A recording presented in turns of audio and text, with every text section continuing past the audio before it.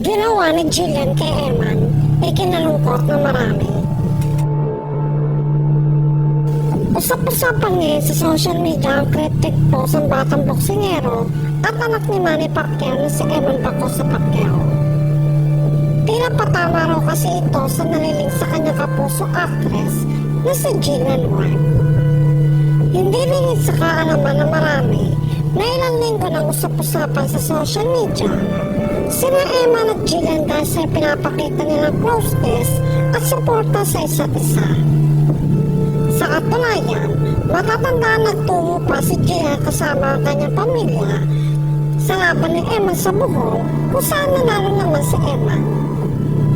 Dahil dito, marami ang naghihinala may namamagitan ng espesyal sa dalawa. Lalo pang tumindi ang hinala ng netizen nang pa-showbiz sa sumagot si Eman nang matanong siya sa reels call nila ni Jillian. Habang si Jillian ay inamin na sa getting to know each other stage na raw sila ni Eman. Kaya naman, marami ang intriga at nagulantang na mag-post sa Eman nitong Martes, March 17 na isang makulugang post. Isang larawan ang ipinost ni Eman kung saan nakasad ng mga katagang kaya raw niya makipaglaban sa isang daang lalaki na gusto ang babaeng gusto niya. Pero hindi raw niya kaya labanan ang lalaking gusto ng babaeng gusto niya.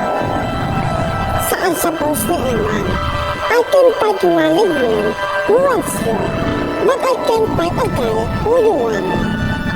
Marami nga ang intriga sa post na ito ni Eman. Malakas kasi ang kotab nila na si Jillian ang tinutukoy niya sa kanyang post.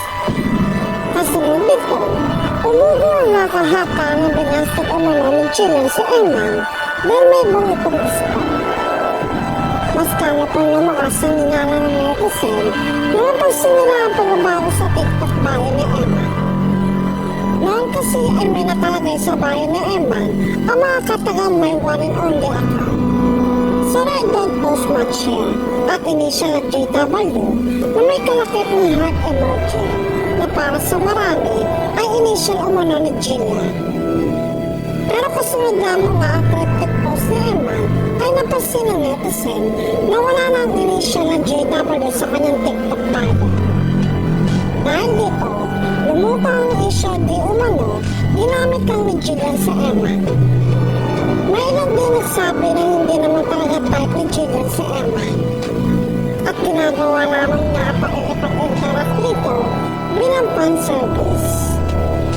Para naman sa ilan, dapat magpayaman umano si Eman para mapansin na siya ni Jillian. Habang ilan ay ginit na may iba ng gusto si Jillian kaya wala raw pag-asa si Eman.